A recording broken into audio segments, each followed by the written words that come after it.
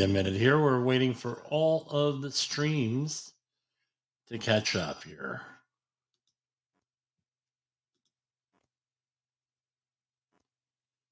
How's everybody doing out there?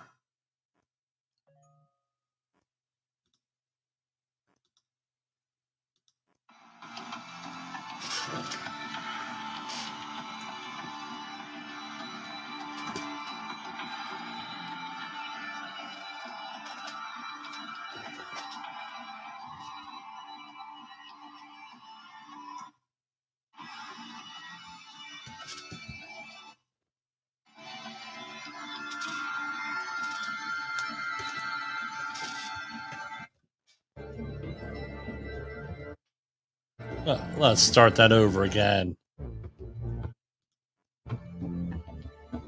Don't get this computer sometimes.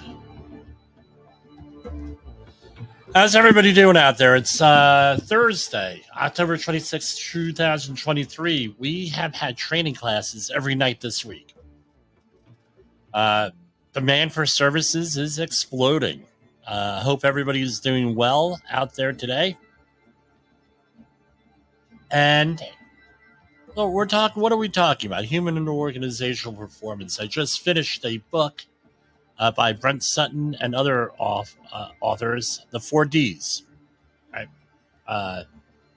Don't do anything dumb, difficult, different, and what was the fourth one? I'll look that up in a minute. I'm good with the three. The fourth one I always have a problem with. Hi, this is Jim from Safetywars. Before we start the program, I want to make sure everyone understands that we often talk about OSHA and EPA citations, along with some other regulatory actions from other agencies, legal cases, and criminal activity. Everyone is innocent until proven guilty in a court of law. Proposed fines are exactly that, and they are often litigated, reduced, or vacated. We use available public records, news accounts, and press releases. We cannot warranty or guarantee the details of any of the stories we share, since we are not directly involved with these stories, at least not most of the time. Enjoy the show. This show is brought to you by safetyfm. And from the border of liberty and prosperity in the highway to the north. All right, we're back in our home studio. Hopefully things will be going really well here, real smooth the rest of the program. How's everybody doing? So basically, for whatever reason, I don't know why that is. Right? You hit record and it takes like 2 or 3 minutes sometimes to kick in on the software we're using.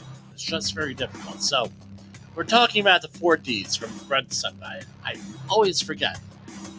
Fourth one, right? Don't do anything dumb. Don't do anything difficult. Don't do anything different or dangerous. And you can look this up. It's Brent Sutton and several other authors contributed to this book. The foreword was written by Todd Conklin, friend of the program. And well, everyone's a friend of the program. They're all on Safety FM. Hopefully we're all friends. I'd like to think we're all friends. But at least colleagues. So basically, I finished reading the book yesterday. I've been nibbling away at it a little bit at a time. But what it comes down to is what I've been doing for an awful long time. Stories. People relate to stories often better. I know I have been told that I tell too many stories. One guy, Ed Solano, right? Rest in peace, Ed. He died this year from cancer. Not sure what kind of cancer. He died of cancer. A guy I used to work with. He used to call me Jimmy Stories because I had so many stories, right? And it drives some people up the wall. Sometimes I get it. Believe me, I get it. If anything, I know my limitations.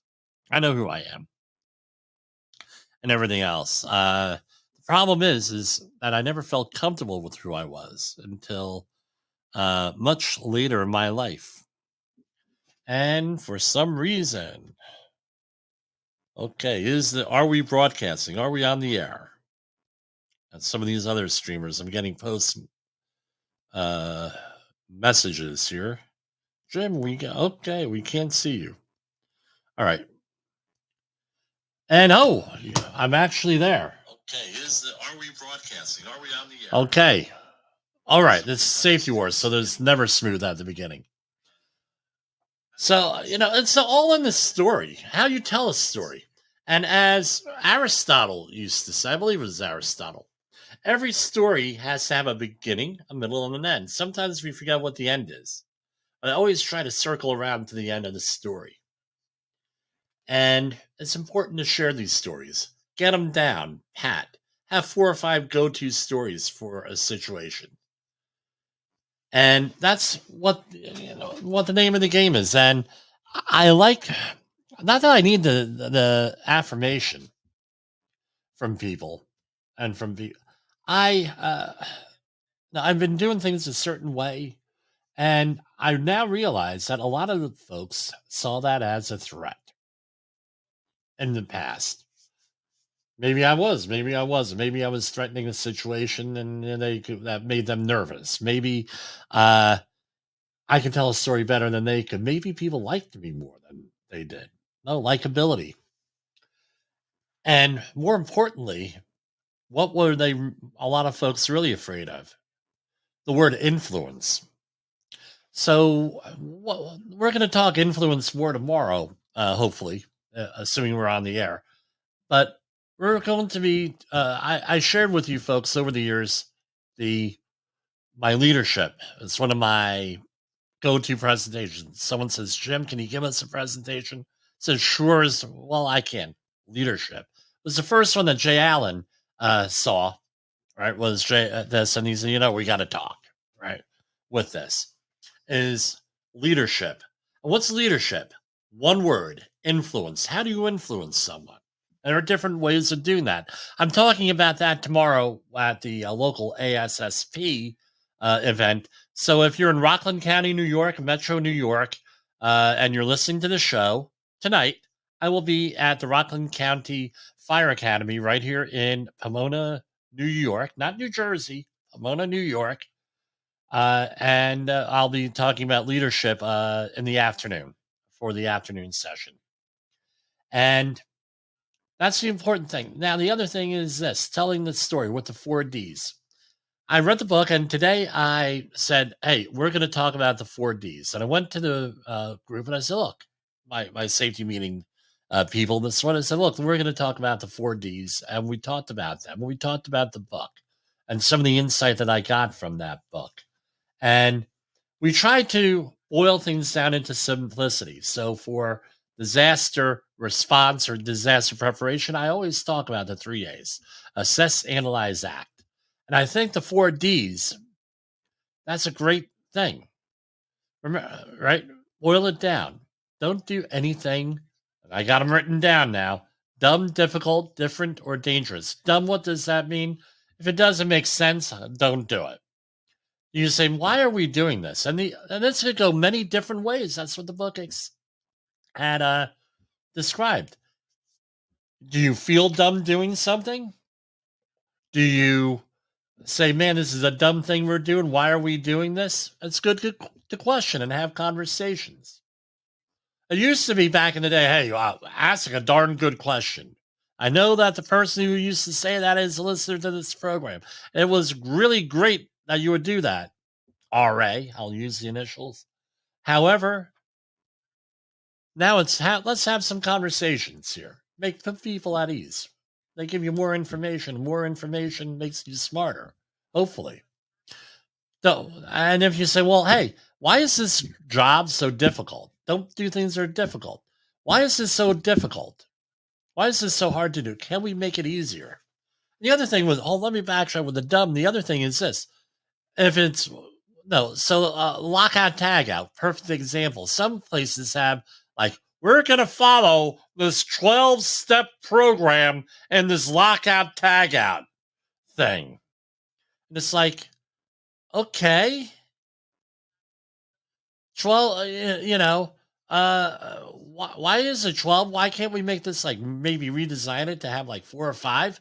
That way you eliminate the human error on here. And maybe people aren't going to give steps if you only give them 3 or 4 things to do rather than, remember, lockout, tag out. You turn it off, right? You de energize it. Lock, tag, try. You de energize it, right? Make it simple. Right. Usually, and I see some of these lockout tag out things, and I'm guilty of writing them. No, 10, 12 steps. No one's ever going to do it. It's like, gee whiz. Now, especially if you're dealing with a contractor. You want us to go through 12 steps? Well, guess what? You're going to, you're going to pay for it because now the job takes a half an hour longer, 45 minutes longer. And again, there's reason for lockout tag out. A lot of the violations we see out there are lockout tag out that we discuss on this program.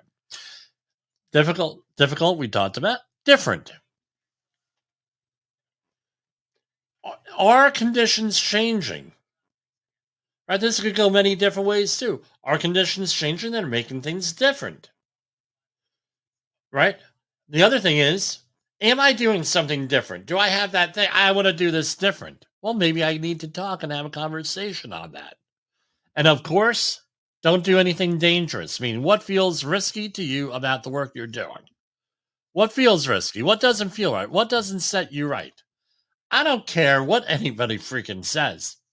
The scariest piece of construction equipment that I have to deal with out there is the walk behind saw. For whatever reason, that thing scares the hell out of me. So when I talk to the workers and we have a conversation, how do we operate this safely? Well, we go through multiple safeguards on, hey, we're going to do this. We're going to do this. We're going to do, okay, we're going to do this. Right. And then we go and do the work because I find that piece of equipment very disturbing for me. I don't know why, but I just find it I have this imagination that the blade's going to pop off and go rolling down the road. Or someone's going to get in there and, like on a bad James Bond movie or spy movie and get cut in half by the thing. I don't know. That's just me. Now, right, we have a whole bunch of stuff that came out this week. And I'm convinced as somebody at OSHA, right, there was a change of personnel or they're listening to this program because they're not doing too many press releases out there. But I'm going to cover, we're going to cut right to the chase here with this. Here, Department of Labor cites Wisconsin roofing contractor for again, this is from October 23rd, right? For again exposing workers to fall hazards at residential home in Appleton, Wisconsin. Proposed penalties, $132,000. Let's see what we got here. And let's say, no, everyone's innocent until proven guilty. Okay, citation 1, item 1, type of violation serious. 29 CFR 1926-102. Guess what? Safety glasses, eye protection. Big one, right? $4,911. That's a serious one. Citation 1, item 2, no fall protection training. $4,911 for a normal residential roof around here. It probably goes for $15,000. Now here we have proposed violations of a lot, right? Here we go, another one. Portable ladder was broken, right? $4,911. And the big one, citation 2, item 1, type of violation, willful serious. Accident prevention responsibilities. 29 CFR 1926.20B2, accident prevention responsibilities. Such programs shall provide for frequent and regular inspections of the job sites, materials, and equipment to be made by competent persons designated by the employers. Now, the way I handle this, right, the way jimpoesl handles this, is I go out and I designate, have the client, have the people I'm overseeing, whoever, you need to name a competent person in writing, right? And I'm a little bit sneaky. with this because most companies don't want to do it. So I'll write an email, I'll craft it. We have the foreman here, we have this here, we have this person here. Who's the competent person? Is that the foreman? Is that this person? Is that person? Right? Please let me know. This way, you're forcing the company to say that they can ignore you, which if they ignore you, guess what? Got it in writing that you ignore you. That happens. Doesn't happen for long, though, because they usually answer. Number 2 is I give them a piece of paper, and it's got it's like 3 pages long, and it describes what a competent person is, and I list out all the things that I have competent person needs, and you go out there, and you sign, okay, that's my competent person. We're designating that person. Now, what I suspect happened here, and I wasn't involved in this, but I'm going to read into this a little bit and use some of my bias.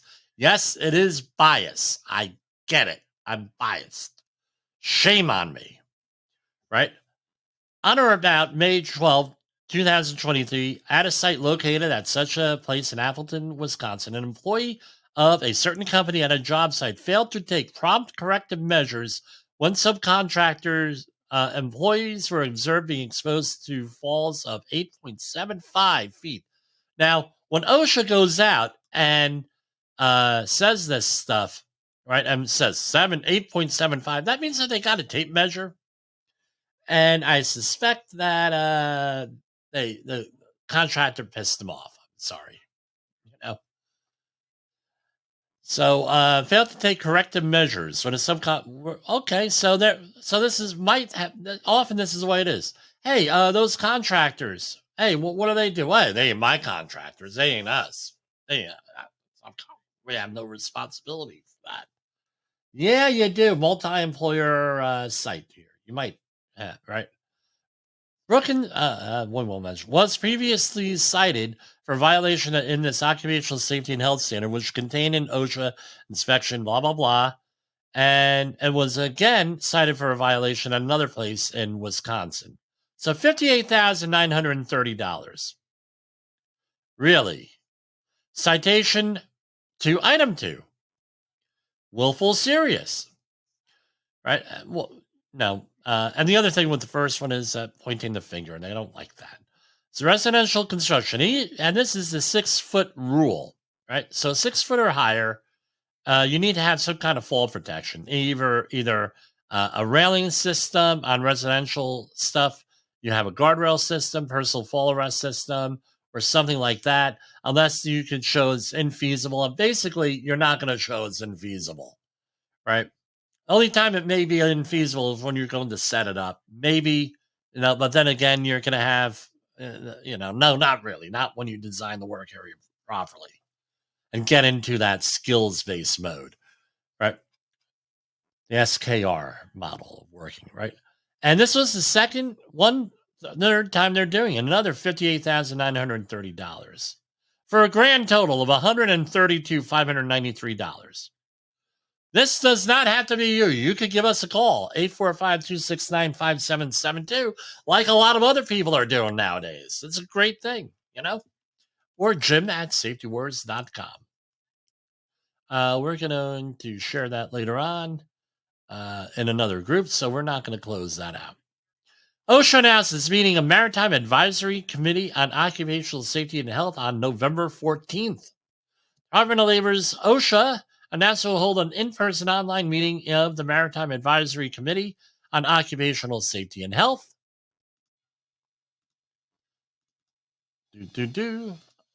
On Tuesday, November 14th from 9 a.m. to 5 p.m.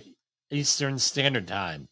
And you could check out the website, the press release section, the news release, because they give contact information there and where to go and social media, and you can attend online. And only 25 people are allowed in there for that, right? And you got to let them know you're coming. OSHA forms a safety health partnership with M.A. Mortensen. OSHA Recently, and M.A. Mortensen recently signed a strategic partnership to promote safety and health practices to help in preventing worker injuries and exposure to hazards during the second phase of construction at the Southeast Upholstery Research Laboratory in Athens, Georgia. The new facility will increase the laboratory staff's capabilities to respond to highly pathogenic avian and influenza outbreaks as they provide research information for eradication and control, as well as data for control of Newcastle disease, Rio viruses, infectious bursal disease, Marek's disease, right? Marek is a Polish name, too. Marek's disease, and other exotic and emerging viruses of poultry and other birds. The initiative will encourage contractors to develop and improve safety and health programs, provide required training to employees, employers, and supervisors. The initiative will focus on safe work practice and the use of required PPE. It will also promote the safe use of hand and power tools, the awareness of common construction hazards associated with heat illness, falls, trench cave-ins, struck by, and caught in between equipment, and unsafe levels of silica, dust, and noise. Where are you going to get silicon? Okay, it's construction. Okay, I was like, research labs, silicon. Wow, what are they doing in there? And that's good. They're working with them. Great news. This is a local story here for this. And so the U.S. Department of Labor has and I will use the name for this, but remember that everything is litigated and litigated, vacated, and everything else with this. And there's all different types of things here. But I'm going to not go into this. So this may not be the final result, and everyone's innocent until proven guilty, and everything else, just like in our new introduction here.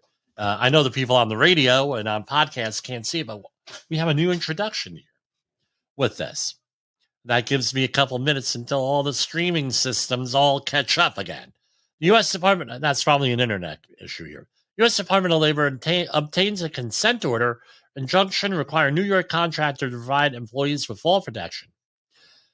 So this is for ALJ Home Improvement Incorporated. The U.S. Department of Labor has obtained a consent injunction ordering a Rockland County.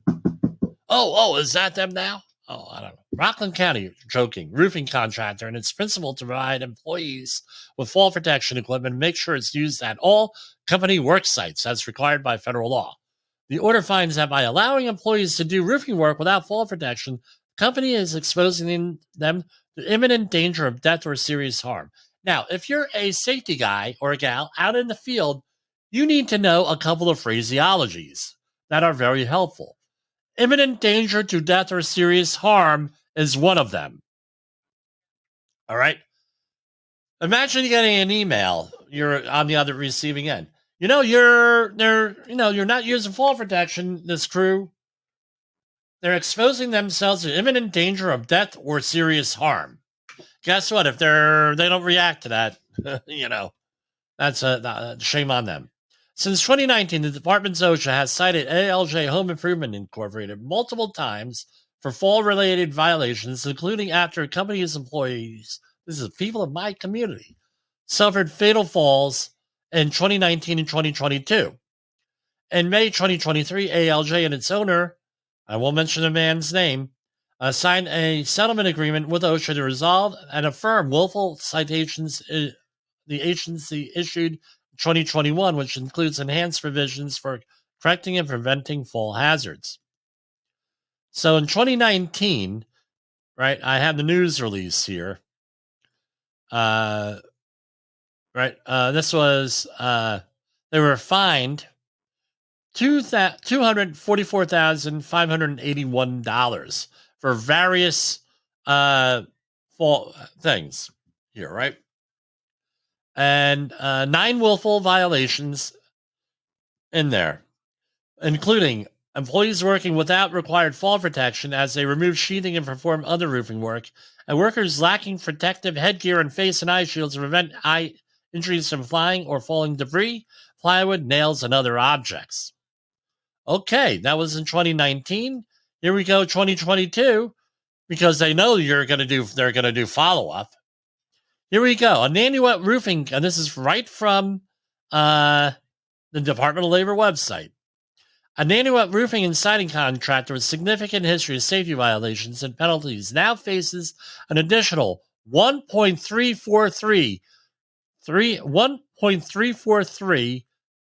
million. Let's try this again. $1,343,363 in penalties.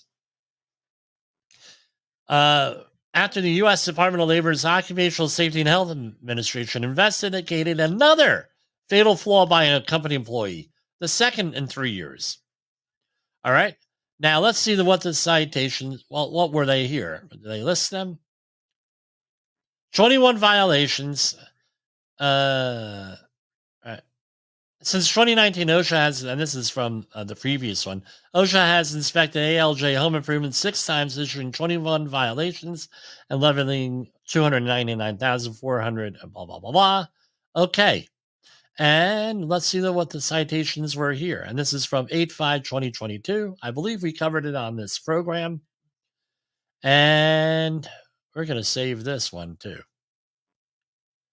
Here we have citation 1, item 1. This is from 2021. This is 14,502. Portable ladders. Citation 1, item 2. Portable ladders, 14,502. Citation 1, item 3. Portable ladders. Again, problems with them. Citation 2, item 1. No face glass. No safety glasses or face protection. $145,027. Really? Here's another one. Eye and face protection again. A different day, $145,000. Another one. Citation 2, item 3, another one. Eye and face, $145,000. This just kept on going on and on and on and on. Fall protection, $145,027. And it goes on and on and on with willful serious. They have 9 willful serious and 3 serious for $1.343 million. Ay caramba. Now, they reached a settlement agreement in 2023, meaning that they went and I don't know what the settlement agreement is, but let's see what they got. Settlement agreement right here. This was A. So entered into the settlement agreement in 2023. Right, ALJ and its owner Jose, we won't mention names, signed a settlement agreement with OSHA to resolve. I lost my place.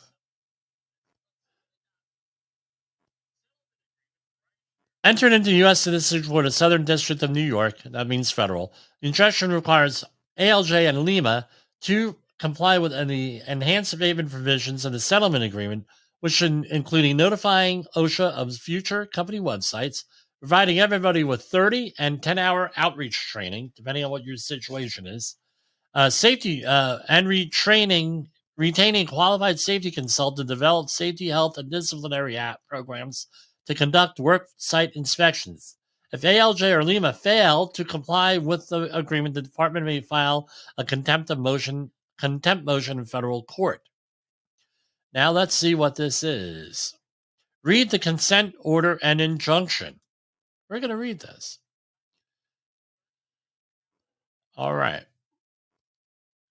And it goes all the way through here. Petition to file. Petitioner or respondents by their respective counsel do now consent to the entry of consent order and injunction. Now, therefore, upon consideration of the record herein and as agreed to, right? The court, being fully advised in the premises, finds as follows. Following conditions or practices have existed at places of employment maintained by the respondents in Southern District of New York. Certain respondents' practices represent an imminent danger to employees, which could reasonably be expected to cause death or serious physical harm. Employees of respondents were repeatedly observed performing roofing work at heights of at least 6 feet above the ground without any fall protection. These working conditions or practices constitute an imminent danger. Now, let it be ordered. And we're going to go there. They have to actually follow the law. Wow. If they would have followed the law at the beginning, allegedly they haven't, maybe they wouldn't have would have avoided this. So now they actually have to obey the law, court order. I don't know. I'd love to know what the context of this was. No, it's easy to beat up on these companies, but what's the context here? I'm dying to know here. This might be worth getting a Freedom of Information Act request for.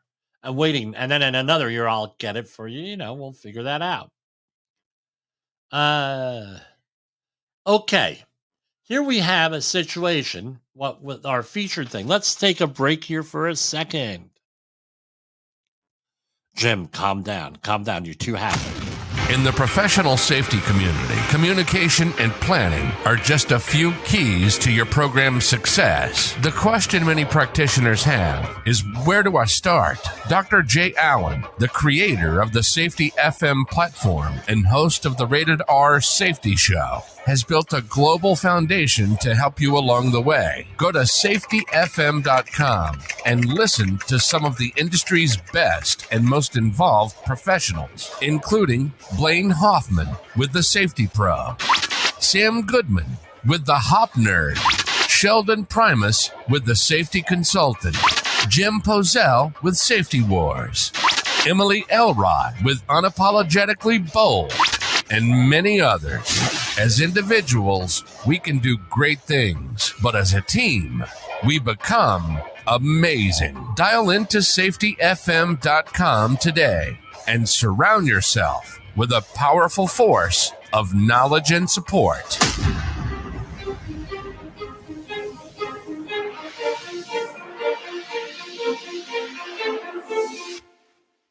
OSHA recordables, catastrophic losses, environmental disasters. You want answers? So do I. This is Jimpoesl with Safety Wars. That's my daddy.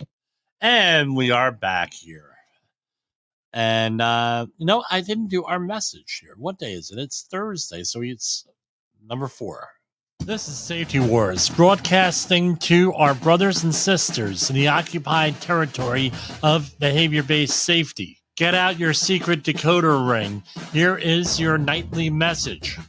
Context drives behavior. Context drives behavior.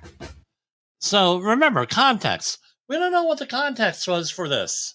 Now that I think of it, I'm probably should do a Freedom of Information Act request.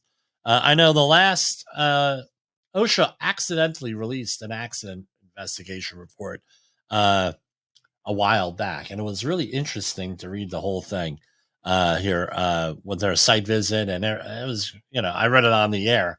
I was like, holy crap, they actually and then a day later, they withdrew it.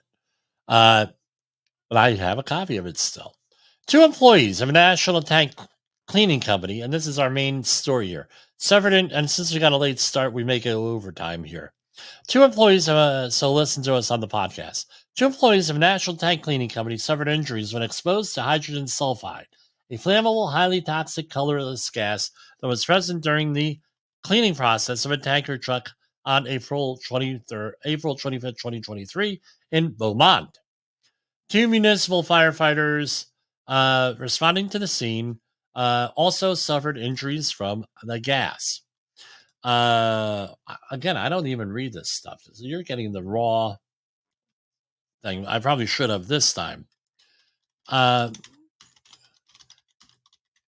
going to Google something here real quick, right, with this. Here. Okay. Hydrogen sulfide.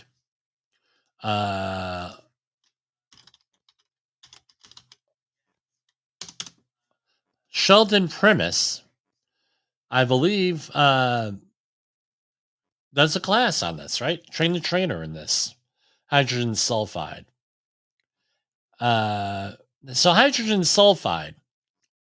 We got to try to understand what the hazards of hydrogen sulfide are. And hold on. All right, here it is. And you know what? I'm just going to share. This is off of the OSHA website.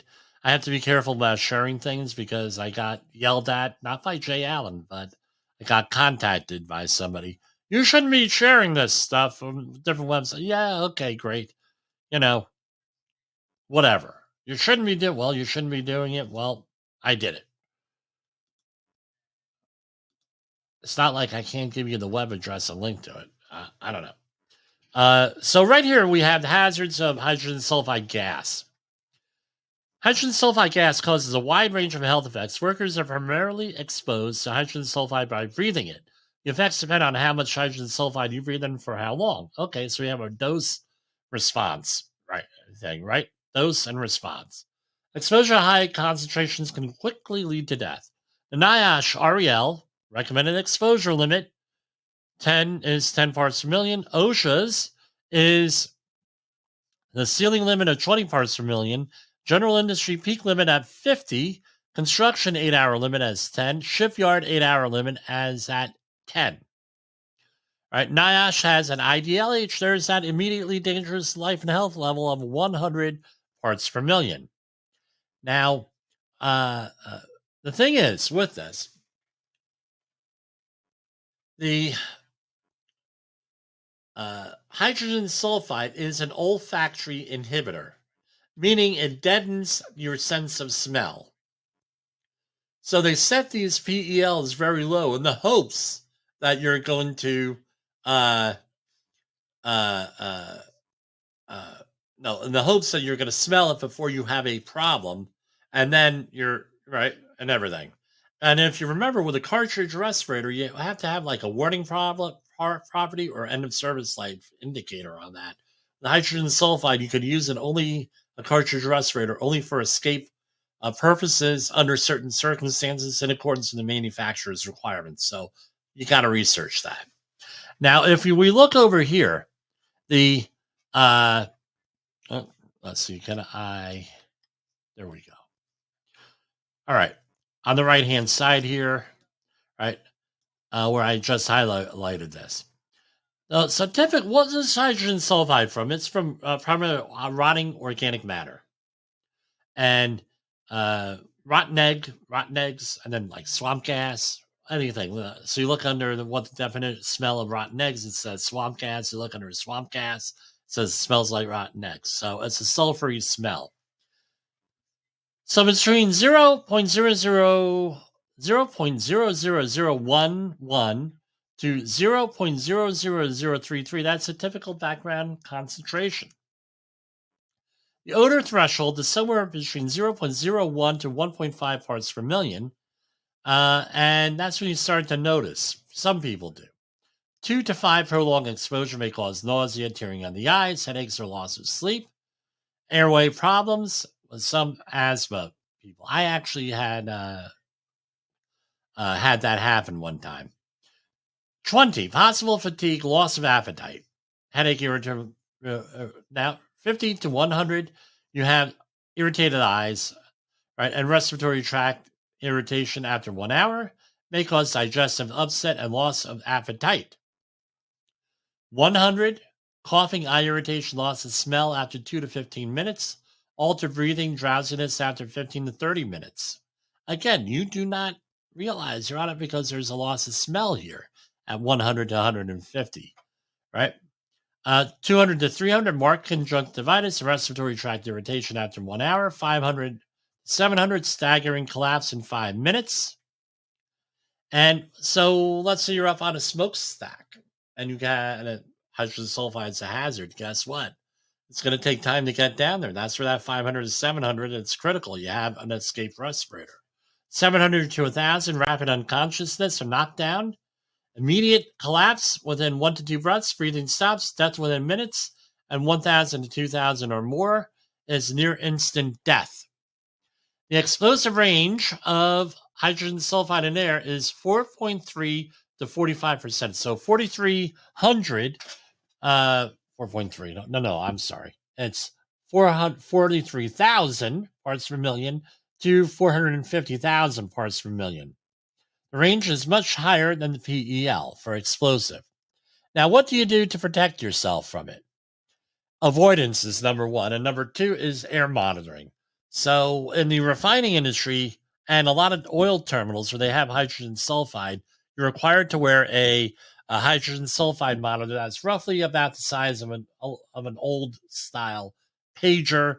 If you don't know what that is, ask your parents and grandparents what a pager was from the 1990s, and you will go and it goes off, and it goes off at so since the PEL is 10, right? General industry ceiling limit is 20. At 10, it goes off, which is the construction 8-hour limit, and you get out and you evacuate. That's how that's handled normally.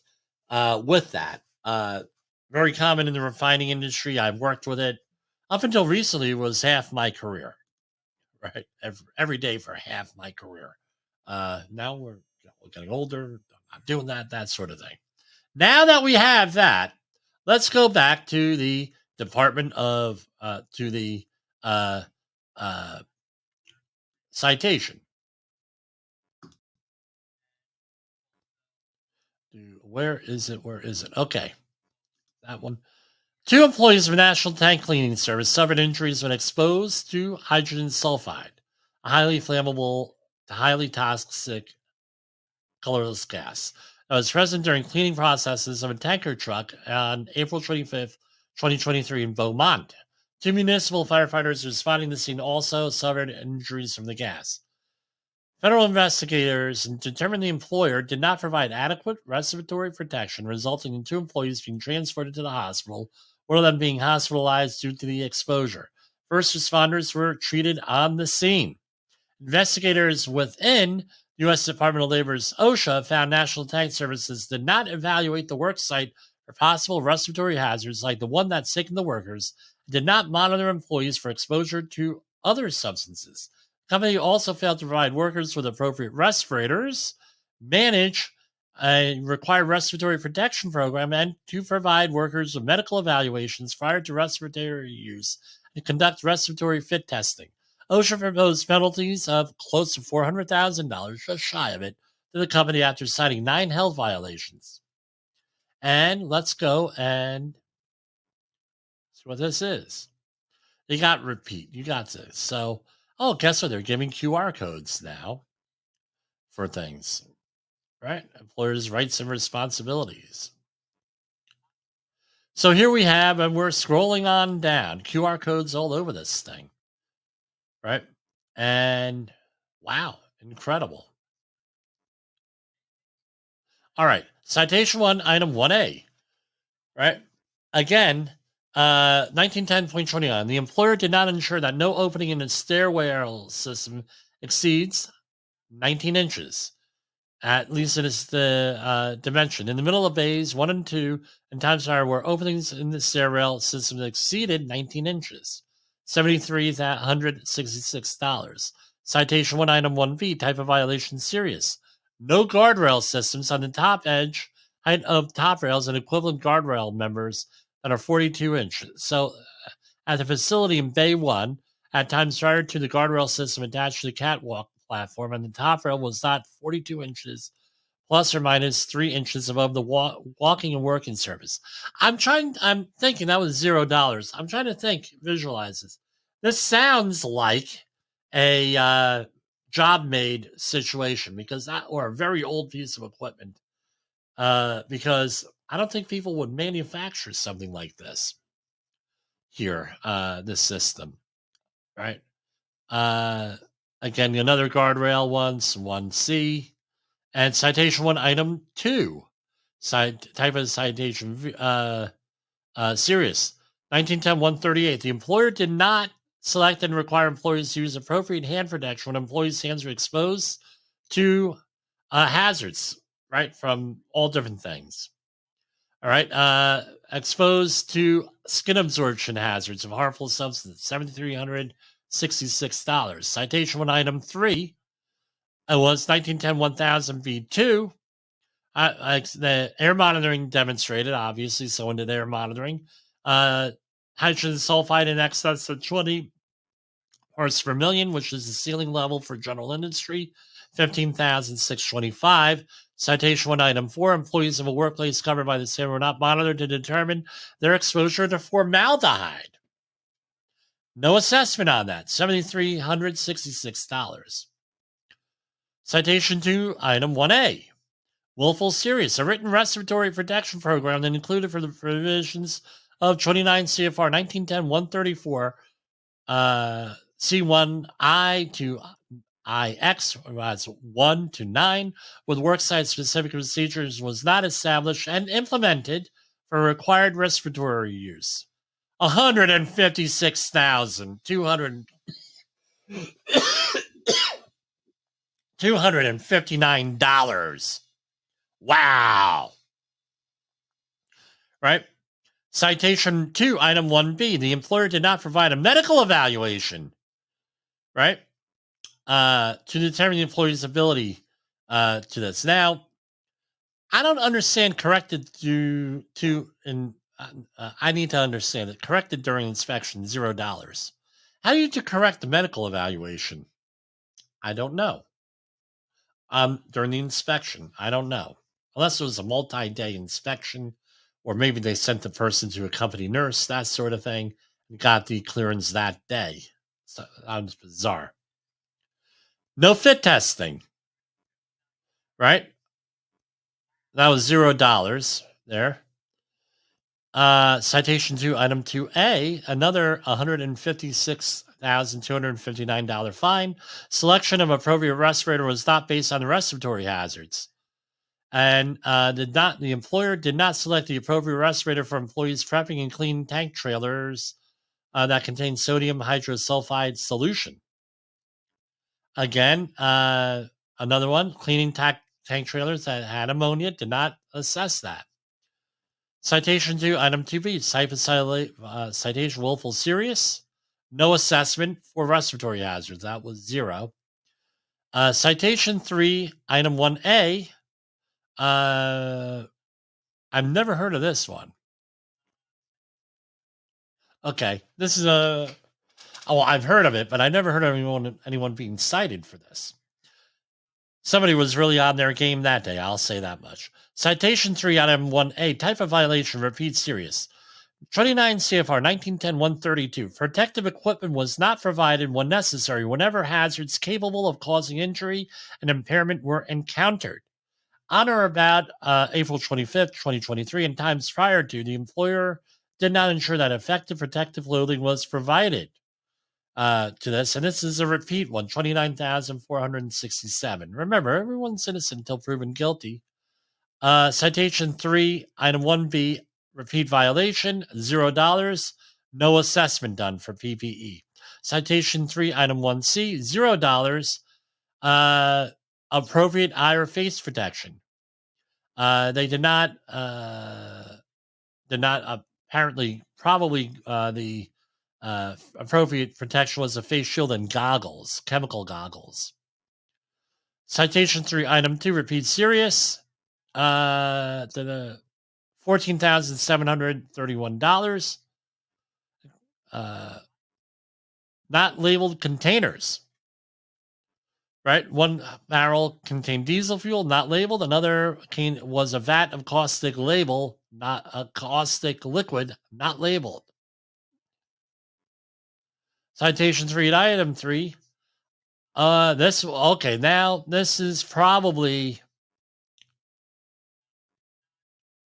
is related to the other one, I suspect. I don't know. I don't know what I suspect with the other one with the medical records. The employer did not provide an authorized government representative the records within the 4 business hours. At the facility where the employer failed to provide copies of injury and illness logs to the compliance and safety and health officer within 4 hours of the original request. And this is a repeat, meaning that they did it again. They did it a couple of times here. This was the second time. And that was it, for a grand total of $399,349. Now, my experience with the tanker trucks, been writing safety, managing safety in that area for a while. When I say a while, I mean way over 20 years, and I've done the work myself. Often, right, especially, they didn't go into the thing and do a confined space entry. Sounds like that they were doing it from the outside. Often what happens is people feel that if they're not going inside the tank, they're in the outside, therefore there's no hazard. Nothing could be further than from the truth. I don't know if that happened here, but that often is what happens. Number 2 is the people feel that fall protection is not needed on trucks, so therefore no other thing is thing. And it used to be like a gray area where OSHA didn't. I heard this a million times. OSHA doesn't enforce it, therefore we're not going to worry about it on the job. Nothing could be further than the truth. If someone falls off the truck and gets hurt or killed, guess what? OSHA is getting involved. Bottom line, and on that thing. So the newer trucks have railing systems installed in there, and a lot of times you don't see that. That's usually what happens with this, in my experience. And what I'm not saying that happened this time, but what ends up happening is it's lack of training, lack of education, and it's not lack of training or education of the workers. The workers already know not to do the 4Ds. When one of them is dumb, dangerous, right? What are they? Dumb, dangerous, different, and dumb, dangerous, different, and difficult. So workers know that, right? But it's the management that often doesn't or ignores it. And that's where you get into situations like this. Some other news here. Oh, the top 10 list. We're going to save the top 10 list for tomorrow on here. Any surprises here? No, nothing really new here from what I could see, but we'll talk about them tomorrow. And there's a webinar, right? So, I missed it. I'm doing again, if you're in Rockland County tomorrow, come and visit me over at the Rockland County Fire Academy. Oh, no, I'll be there. Don't know what I'm wearing. I might be wearing this one and stick out. But I think Mrs. Posel will have something to say about that. And for Safety Wars, this is Jim Posel, and we're going to close out with our usual, and I'll take off my hat, the national anthem. Someone said, Jim, why do you do that? I said, well, it's in tribute, obviously, to our national anthem, but it's also, that's how they used to sign off when I was a kid on broadcast TV. And I thought it was always really, touching tribute there. To do that, let me get up let me start, and I'm going to get the American flag up and waving here.